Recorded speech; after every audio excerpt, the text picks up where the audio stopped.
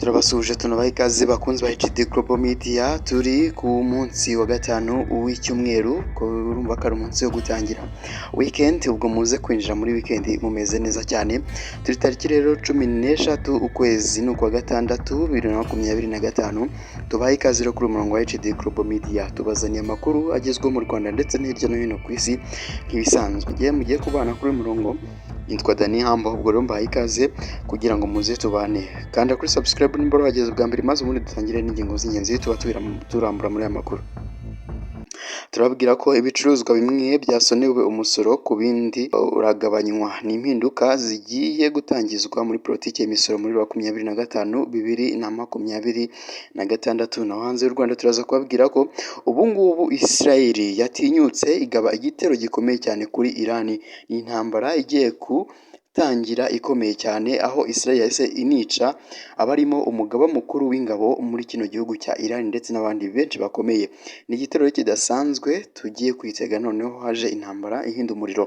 Naho kandi mu Buhinde indege yari itwaye abarenga 240 yakongotse burundu. Tubafite andi makuru menshi tutabashije kuvuga ahangaha mu ngingo z'ingenzi, turaje tutarambura nyuma kano kurugo gatoya, ntujye kure. HD Global Media. Amakuru yacu tayari mu Rwanda, tubabwire ko Minisitiri w'Imari n'Igenamigambi Murangwa Yusufu yatangaje impinduka muri politiki y'imisoro ziteganyijwe mu mwaka wa 2025 na 2026, zirimo gusonera amahoro y'agasutamo ibirimo imodoka z'amashanyarazi zifite moteri mbonera byombi, ibyifashishwa mu guhererekanya amafaranga hakoreshejwe ikoranabuhanga, ibikoreshwa mu nganda z'imbere mu gihugu n'ibindi. Ibi yabitangaje kuri wa 12 Kamena 2025, ubwo yagezaga ku nteko ishinga amategeko umushinga w'itegeko rigena ingengo y'imari ya leta y'umwaka wa 2025 na 2026. Minisitiri Murangwa yavuze ko izi mpinduka muri politiki y'imisoro ziteganyijwe mu mwaka wa 2025 na 2026 zigamije gukomeza kuzahura ubukungu, guteza imbere inganda z'imbere mu gihugu no kuringaniza ibipimo by'imisoro n'ibihugu byo mu karere ka Afurika y'Iburasirazuba. Yavuze ko mu rwego rwo kwihutisha ikoreshwa ry'imodoka zifashisha ingufu z'amashanyarazi no kugabanya ibyuka bihumanya ikirere bituruka ku gukoresha ibinyabiziga bikoresha ibikomoka kuri peteroli, imodoka zikoresha ingufu z'amashanyarazi n'izifite moteri mbonerabyombi na moto zikoresha amashanyarazi zizakomeza gusonerwa umusoro wa gasutamo. Ni mu gihe imodoka zitumijwe hanze zifite agaciro katarenze ibihumbi 60 by'idolari zizishyura amahoro ya gasutamo y'ibihugu bigize EAC ya 25% n'indi misoro yose isabwa. Ibirengeje aho gaciro byo ntibizishyura umusoro w'inyongera. Minisitiri w'Imari n'Igenamigambi kandi yongeyeho ko hazoroherezwa abasora ku bicuruzwa bimwe na bimwe by'ingenzi, ari bizasonerwa amahoro ya gasutamo, ibindi ugabanywe. Umuceri utumizwa mu mahanga uzishyura amahoro ya gasutamo ku gipimo cya 45%, aho kwishyura 75% yishyurwa mu karere u Rwanda ruherereyemo. Ingano nta mahoro ya gasutamo zizishyura mu gihe hishyurwaga 35%. Isukari izishyura amahoro ya gasutamo ku gipimo cya 25% aho kuba 100%. Naho amavuta yo guteka azishyura umusoro 25% aho kwishyura 35%.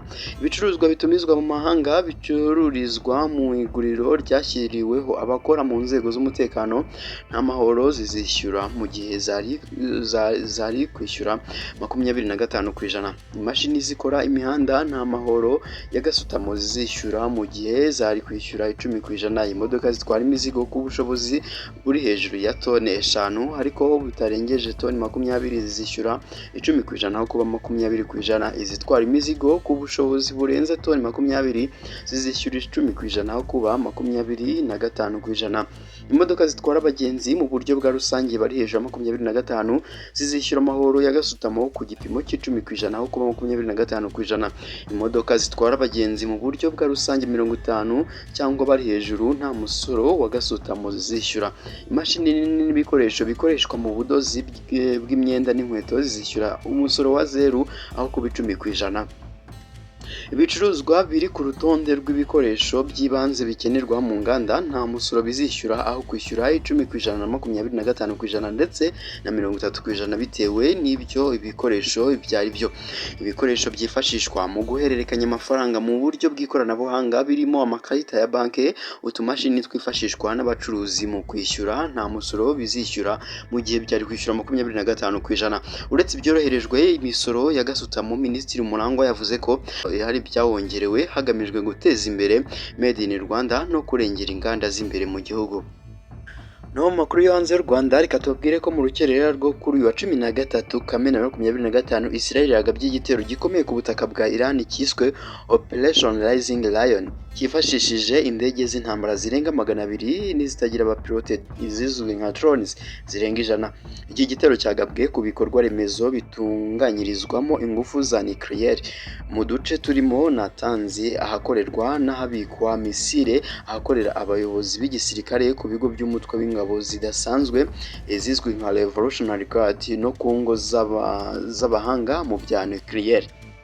Igisirikare cya Israel IDF cyatangaje ko ahantu hafi 100 ariho hagabwe iki gitero, kandi ko cyishe umugaba mukuru w'ingabo za Iran General Major Mohammad Bagher, umuyobozi wa Revolutionary Guard Hossein Salmini n'umuyobozi w'umutwe w'ingabo zishinzwe ibikorwa byihutirwa. IDF iti ubu twakwemeza ko umugaba mukuru w'ingabo za Iran, umuyobozi wa RGS n'umuyobozi w'umutwe w'ingabo ushinzwe ibikorwa byihutirwa bose biciwe mu bitero Israel yagabye hirya no hino muri Iran yifashishije indege z'intambara zirenga 200. Igisirikare cya Israel kandi cyishe abahanga mu bya nucleaire bagiraga uruhare rukomeye mu gutunganya izi ngufu barimo Fariodom Abbasi Davani na Muhammad Mahdi Teirash. Minisitiri w'intebe wa Israel Benjamin Netanyahu yasobanuye ko iki gitero kigamije guhagarika umugambi wa Iran wo gukora intwaro kirimbuzi, kandi ko bizakomeza iminsi myinshi kugeza bikuyeho ibyabangamira kubaho kwa Israel. Iki gitero kigabwe mu gihe Iran na Leta Zunze Ubumwe za Amerika biri mu biganiro bigamije kugera ku masezerano yo guhagarika gukora intwaro kirimbuzi, ibyatuma Iran ikurwaho ibihano by'ubukungu yafatiwe. Ni nyuma yaho inama y'ubutegetsi y'urwego rw'umuryango w'abibumbye rushinzwe kugenzura ikoreshwa ry'ingufu za nucleaire ku wa 12 Kamena 2025 yemeje ku nshuro ya mbere ko mu myaka hafi 20 Iran yarenze ku mabwiriza yo gukurura amakuru yose ajyanye n'uburyo itunganya izi ngufu. Minisitiri w'ububanyi n'amahanga wa Amerika Marco Rubio yatangaje ko nta ruhare igihugu cye cyagize muri iki gitero, asaba Iran kudahungabanya ibikorwa by'igihugu cyabo cyangwa se abenegihugu ba Amerika. Hari amakuru avuga ko nubwo Amerika itagize uruhare muri iki gitero, Israel yabanje kuyimenyesha ko igiye kurasa muri Iran. Reka dusoze tubabwira ko indege ya sosiyete Air India yari itwaye abantu 242 kuri uyu wa 12 Kamena 2025 ubwo ni ku munsi w'ejo yakoze impanuka nyuma y'iminota mike yagurutse ku kibuga mpuzamahanga cy'indege ya Ahmedabad mu Buhinde. Abashinzwe ubugenzuzi bw'ingendo zo mu kirere muri iki kibuga cy'indege basobanuye ko yahagurutse saa 4:09 hashize umwanya umupilote asaba ubutabazi, ariko ngo ntacyo yafashijwe kugeza habaye impanuka. Mu mashusho yashyizwe hanze na televiziyo zo mu Buhinde agaragaza umwotsi mwinshi w'umukara uzamuka mu mudugudu iyi ndege yo mu bwoko bwa Boeing 787-8 Dreamliner yaguyemo nyuma y'umwanya muto ihagurutse. Ubuyobozi bwa Air India bwasobanuye ko iyi ndege yerekezaga ku kibuga cy'indege cya Gatwick cyo mu Bwongereza.